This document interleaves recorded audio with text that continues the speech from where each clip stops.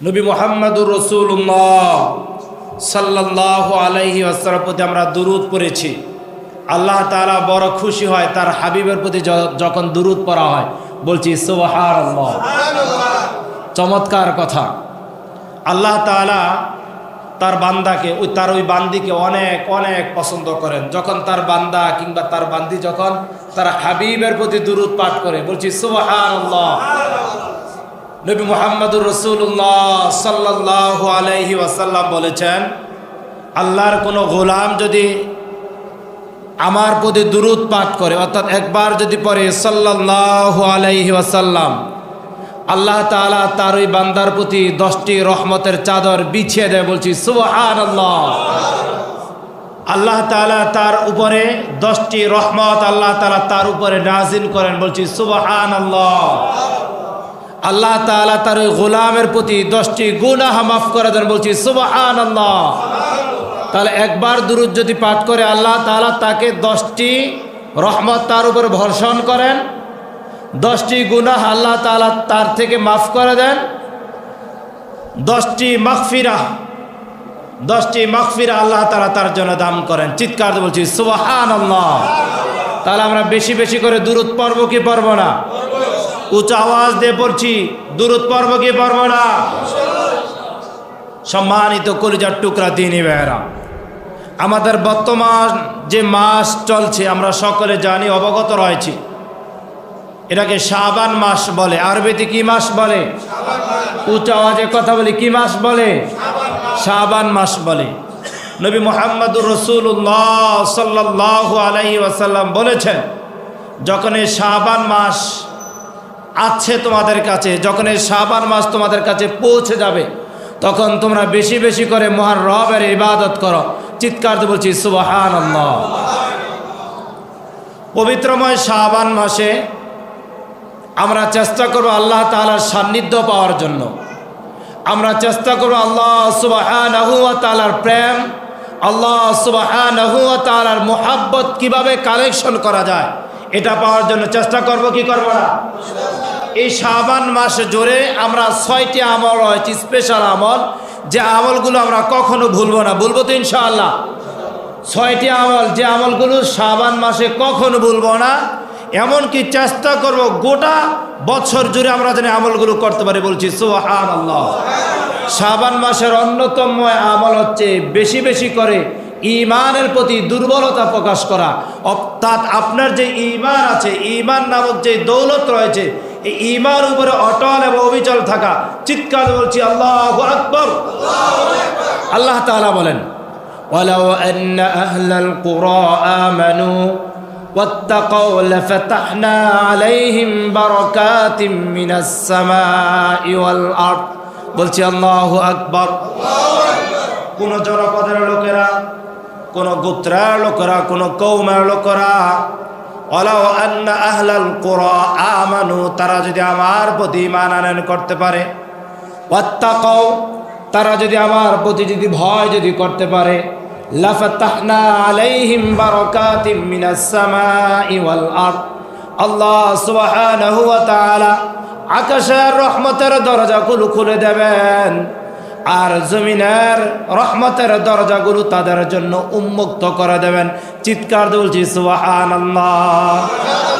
কাজ করতে হবে কয়টি? আওয়াজ দিয়ে কথা বলুন, কাজ করতে হবে কয়টি? একটা নম্বর হচ্ছে আমানু, আল্লাহর প্রতি ঈমান আনয়ন করতে হবে, আল্লাহর প্রতি বিশ্বাস স্থাপন করতে হবে। দ্বিতীয় নম্বর হচ্ছে ওয়াত্তাকাউ, আল্লাহকে ভয় করতে হবে। তাহলে পবিত্রময় শাবান মাস চলছে, আমরা ঈমান উপরে মজবুত থাকতে চাই কি চাই না? উঁচু আওয়াজ দিয়ে কথা বলি, ঈমান উপরে আমরা মজবুত থাকতে চাই কি চাই না? ঈমান উপরে কেউ যদি মজবুত থাকে, আল্লাহ তাআলা ইহকালীন জিন্দেগিতে পরকালীন জিন্দেগিতে তাদেরকে সফলতার মুকুট আল্লাহ তাআলা তাদেরকে পরিয়ে দেবেন। চিৎকার দিয়ে বলছি সুবহানাল্লাহ। শাবান মাসে দ্বিতীয় মাস যে আমলটি করবেন, বেশি বেশি করে পাঠ করবেন আস্তাগফিরুল্লাহ। আমার সাথে সবাই বলুন আস্তাগফিরুল্লাহ। আরো জোরে বলি আস্তাগফিরুল্লাহ, আস্তাগফিরুল্লাহ। আপনি যদি ছোট্টময় এই সেন্টেন্স আস্তাগফিরুল্লাহ যদি আরবিতে উচ্চারণ না করতে পারেন, তাহলে আপনি বাংলাতে বলুন, আল্লাহ আমি ক্ষমা চাচ্ছি, আয় আল্লাহ আমি মাফ চাচ্ছি, তুমি আমাকে ক্ষমা করে দাও, তুমি আমাকে মাফ করে দাও। আল্লাহর হাবিব বলেছেন, আল্লাহর কোনো বান্দা, আল্লাহর কোনো বান্দি যদি পরে আস্তাগফিরুল্লাহ, আমি তোমার কাছে ক্ষমা চাই, আমি তোমার কাছে মাপ চাই, আল্লাহর হাবিব বলেছেন সাথে সাথে আল্লাহ তার ওই বান্দাকে, তার ওই বান্দিকে ক্ষমা করে দেয়। চিৎকার দিয়ে বলছি আল্লাহু আকবার। তাহলে আমরা বেশি বেশি করে আস্তাগফিরুল্লাহ পাঠ করবো কি করবো না? এই শাবান মাস জুড়ে তৃতীয় নাম্বার যে আমলটা আমরা বেশি বেশি করে অধিক হারে করব, সেটা হচ্ছে শুকরিয়া আদায় করব। কি আদায় করব? গত জুমাতেও বলেছিলাম সূরাতুল ইব্রাহিমের মধ্যে দুটি স্থানের মধ্যে আল্লাহ তাআলা শুকরিয়ার ব্যাপারে কথা বলেছেন। 7 এবং 23 নম্বর আয়াতে আল্লাহ তাআলা বলেছেন, লাইন শাকারতুম লাযীদান্নাকুম। আমার কোনো বান্দা যদি আমার প্রতি যদি শুকরিয়া যদি আদায় করে, আমার নেয়ামত পেয়ে যদি শুকরিয়া যদি আদায় করে, লাযীদান্নাকুম, আমি আল্লাহ সুবহানাহু ওয়া তাআলা তার ওই বান্দার প্রতি আমার রহমত, আমার মাগফিরা, আমার ক্ষমা, আমার সাকিনা, আমার করুণা আমি আল্লাহ তাআলা তার উপরে বর্ষণ করব। চিৎকার দিয়ে বলছি সুবহানাল্লাহ। আমাদেরকে বানিয়েছেন কে? আমাদের হায়াত দিয়েছেন কে? আমাদের জীবন দিয়েছে কে? টকবকে যে যুবক আল্লাহ তাআলা দিয়েছেন, ঠিক কিনা? পৃথিবীতে গবেষণা করার মতন শক্তি, রিসার্চ করার মতন শক্তি, সব কিছু একজন দিয়েছেন, তার নাম কি? সে আল্লাহর প্রতি শুকরিয়া আদায় করব কি করব না? 4th নাম্বার আমল হচ্ছে আমরা বেশি বেশি করে দান সাদকাহ করব। দান সাদকাহ যদি অধিক হারে যদি করতে পারি, আল্লাহ সুবহানাহু ওয়া তাআলার হাবিব বলেছেন, আল্লাহ তাআলার রহমতের চাদর দ্বারা আমাদেরকে 24 ঘন্টা বেষ্টন করে রাখবেন। বলছি সুবহানাল্লাহ। তাহলে আমরা রজব মাস জুড়ে দান সাদকাহ করব, শাবান মাস জুড়ে আমরা বেশি বেশি করে দান সাদকাহ করব। দান সাদকাহ করলে লাভ হয়। আমরা অনেকে বলি দান সাদকাহ করলে দেখতে দেখা যায় লস হয়, অর্থাৎ 100 টাকা আপনি কোথায় দান করে দিলেন, 200 টাকা কোথায় দান করে দিলেন, নগদ পকেট থেকে যাচ্ছে, কিন্তু মূলত এইরকম দান সাদকা করলে আপনার অর্থ কমে না। কুরআনুল কারীমে আল্লাহ তাআলা স্পষ্ট জানিয়ে দিচ্ছেন, ইয়ামহাকুল্লাহুর রিবা ওয়া ইউরবিস সাদাকাত। বলছি আল্লাহু আকবার। সুদকে আল্লাহ তাআলা ধ্বংস করে দেয়, সুদকে আল্লাহ তাআলা নিমজ্জিত করে দেয়। সুদের টাকা দিয়ে কখনো কোনো মানুষ সুখী হতে পারে নাই। আপনারা চোখে দেখছেন কিনা আমি জানি না, আমার 2 চোখে দেখা অনেক সুদকারীদেরকে আমি দেখেছি। সুদের সাথে ব্যবসার সাথে জড়িত, সুদের সাথে অর্থনীতি রয়েছে, সুদের সাথে সম্পর্ক রয়েছে, সুদের সাথে সমাজ, সুদের সাথে রাষ্ট্র নিয়ে জীবন পরিচালনা করেছে। তারা কখনো সুখী হতে পারে নাই। এটা আমার কথা নয়, কোরআন বলছেন ইয়ামহাকুল্লাহুর রিবা। রিবা শব্দের বিধানে হতেছে সুদ। আল্লাহ তাআলা সুদকে ধ্বংস করে দেয়, সুদকে আল্লাহ তাআলা নিমজ্জিত করে দেয়। ওয়ুরবিস সাদাকাত, আর সাদকাকে আল্লাহ তাআলা পূর্ণ করে দেয়। চিৎকার দিয়ে বলি সুবহানাল্লাহ। তাহলে বোঝা যায় সাদকাহ যদি করি আমার সম্পদের মধ্যে বরকত বাড়িয়ে দেবেন কে? উঁচু আওয়াজে বলি, আমার সম্পদের মধ্যে বরকত বাড়িয়ে দেবেন কে?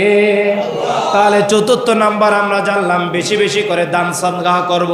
রজব মাসে দান করব, শাবান মাসে দান করব। 5ম নাম্বার আরেকটি গুরুত্বপূর্ণ আমল হচ্ছে আমরা এই মাসগুলো জুড়ে আত্মীয় স্বজনদের খোঁজ খবর নেব। আজকে একেবারে জঘন্য, একেবারে ঘৃণিত, একেবারে দুর্বল সম্পর্কের নাম হচ্ছে আত্মীয় স্বজন, ঠিক কিনা? আজকে আমাদের কাছে ফোন থাকার কারণে, বিভিন্ন ডিভাইস থাকার কারণে পৃথিবীর এক প্রান্ত থেকে আরেক প্রান্তের মানুষের খোঁজ খবর নেওয়া যতটুকু সহজ, তার থেকে হাজার হাজার কষ্ট এবং দুর্বিবহ সহ অবস্থান তৈরি হচ্ছে আত্মীয় স্বজনদের খবর নেওয়া, ঠিক কিনা? ফুফুরা বাড়িতে এসে ঠিক মতন থাকতে পারে না।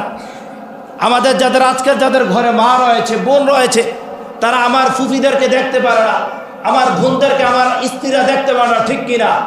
নবী মুহাম্মদুর রাসূলুল্লাহ সাল্লাল্লাহু আলাইহি ওয়াসাল্লাম পুরুষদেরকে বলেছেন, তোমরা যদি তোমাদের সম্পদের মধ্যে যদি বরকত যদি পেতে চাও, তোমরা যদি তোমাদের হায়াতকে যদি দীর্ঘায়িত যদি করতে চাও, তাহলে তোমাদের যে নিকটবর্তী আত্মীয় স্বজন রয়েছে তাদের খেদমত করো। আল্লাহ তাআলা তোমার সম্পদের মধ্যে বারাকা দেবে, তোমার হায়াতের মধ্যে বারাকা দেবে। সুবহানাল্লাহ। আজকে এটা উল্টা, সরাসরি কি উল্টা। আত্মীয় যে সম্পর্ক, যে বন্ধন আবদ্ধ করার কথা ছিল সামাজিকভাবে, পারিবারিকভাবে, ব্যক্তিগতভাবে, সেটা আমাদের থেকে আজকে অনেক অনেক অনেক দূরীভূত হয়ে গেছে, ঠিক কিনা? আত্মীয় স্বজনের খোঁজ খবর আমরা নেওয়া একেবারেই ছেড়ে দিয়েছি। আত্মীয় স্বজন মনে করলে অনেক, আত্মীয় স্বজন দেখলে অনেকে মনে করে শত্রুর সাথে সাক্ষাৎ হয়েছে। কি মনে করে বলেন তো? আমি কি ভুল বলেছি? আমরা প্রায় সময় গবেষণা থেকে জানতে পারি, উপলব্ধি করতে পারি, আত্মীয়র সাথে দেখা হলে মনে হয় শত্রুর সাথে দেখা হয়েছে। শত্রুর সাথে এমন আচরণ করে না, আত্মীয় স্বজনদের সাথে মাঝে মধ্যে যে আচরণ, যে বিহেভিয়ারগুলো আজকে সমাজের মানুষরা করে, ঠিক কিনা? এই জন্য নবী মুহাম্মদুর রাসূলুল্লাহ সাল্লাল্লাহু আলাইহি ওয়াসাল্লাম পুরুষদেরকে বলেছেন, তোমরা যদি তোমাদের হায়াতের মধ্যে যদি বরকত যদি পেতে চাও, তোমরা যদি তোমাদের রিজিকের মধ্যে যদি বরকত যদি পেতে চাও, তাহলে তোমরা তোমাদের আত্মীয় স্বজনদের খবর নাও। বিশ্বনবী জনাব মুহাম্মদুর রাসূলুল্লাহ সাল্লাল্লাহু আলাইহি ওয়াসাল্লাম আরেকটি চমৎকার হাদিস নারীদের জন্য বলেছেন। বিশ্বনবী জনাব মুহাম্মদুর রাসূলুল্লাহ সাল্লাল্লাহু আলাইহি ওয়াসাল্লাম বলেছেন, কোন নারী যদি জানতো তার স্বামীর হায়াত কিভাবে বাড়ে, তার স্বামীর রিজিকের মধ্যে বরকত কিভাবে বাড়ে, এটা যদি জানতো, তাহলে সব সময় তার স্বামীর আত্মীয় স্বজনদের কাছেই সব সময় সে লেগে থাকতো, তাদের খেদমতি তারা করতে থাকতো। চিৎকার দেবো আমরা কি আত্মীয় স্বজনের খবর নেব কি নেব না? উচ্চ আওয়াজে কথা বলি, আত্মীয় স্বজনের খবর নেব কি নেব না? এই শাবান মাসে 6 নাম্বার স্পেশাল আমল আমরা করব। সেটা হচ্ছে আমরা যখন খাবার খেতে বসি, পরিবারের সকলকে নিয়ে একসাথে সম্ভব হলে এক দস্তারখানের মধ্যে আমরা খাবার খাবো ইনশাআল্লাহ। বলেন তো কি বলছি? পরিবারের সবাইকে নিয়ে একসাথে এক দস্তরখানের মধ্যে খাবার খাবো। নবী মুহাম্মদুর রাসূলুল্লাহ সাল্লাল্লাহু আলাইহি ওয়াসাল্লাম যখন তার নিজ হুজরাখানায় থাকতেন, অর্থাৎ তার ঘরে যখন থাকতেন, তার বাহিরে সব সময় সাহাবায়ে আজমাইনদেরকে নিয়ে একসাথে খেতেন। চিৎকার দিয়ে বলছি সুবহানাল্লাহ। আর ঘরে থাকলে নবী মুহাম্মদুর রাসূলুল্লাহ সাল্লাল্লাহু আলাইহি ওয়াসাল্লাম আম্মাজানদেরকে নিয়ে বসে এক প্লেটে বসে তারা খাবার খেতেন। চিৎকার দিয়ে বলছি সুবহানাল্লাহ। আম্মাজান আয়েশা সিদ্দিকা রাদিয়াল্লাহু তাআলা আনহা বলেছেন, নবী মুহাম্মদুর রাসূলুল্লাহ সাল্লাল্লাহু আলাইহি ওয়াসাল্লাম যখন খাবার খেতে বসতেন, রাসূল সাল্লাল্লাহু আলাইহি ওয়াসাল্লাম যে গ্লাস দিয়ে খাবার খেতেন, যেখানে রাসূল সাল্লাল্লাহু আলাইহি ওয়াসাল্লাম ঠোঁট মোবারক লাগাতেন, আমি লক্ষ্য করতাম, আমি সেই গ্লাসের ওই স্থানের মধ্যে আমার ঠোঁট লাগিয়ে আমি পানি খেতাম। চিৎকার দিয়ে বলছি সুবহানাল্লাহ। রাসূল সাল্লাল্লাহু আলাইহি ওয়াসাল্লাম যদি গরুর গোশত খেতেন, অন্যান্য প্রাণীর গোশতগুলো যদি রাসূল সাল্লাল্লাহু আলাইহি ওয়াসাল্লাম খেতেন, তখন যে হাড্ডিগুলো থাকতো চাবিয়ে চাবিয়ে রাসূল রাখতেন, আমি সেই হাড্ডিগুলো চাবানো, হাড্ডিগুলো, হাড়গুলো আমি খেতাম। চিৎকার দিয়ে বলছি সুবহানাল্লাহ। এটার মাধ্যমে কি হয়? স্বামী এবং স্ত্রীর মধ্যে অটুট বন্ধন তৈরি হয়, একটি নিবিড় সম্পর্ক তৈরি হয়। আজকে স্বামী এবং স্ত্রীর মধ্যে এমন সম্পর্ক তৈরি হয়েছে যেটা বাসায় প্রয়োগ করার মতন নয়, ঠিক কিনা? এই জন্য রাসূল আরবি সাল্লাল্লাহু আলাইহি ওয়াসাল্লাম বলছেন, এ রমাদানুল কারীমের আগে তোমরা অন্যতম একটি শিক্ষা গ্রহণ করো। সেটা হচ্ছে তোমরা এই শাবান মাস স্পেশাল আমলগুলোর মধ্যে হচ্ছে অন্যতম আমল হচ্ছে পরিবারের সাথে এক দস্তরখানে বসে খাবার গ্রহণ করা। আমরা করব তো ইনশাআল্লাহ? উচ্চ আওয়াজে কথা বলি, করব তো ইনশাআল্লাহ?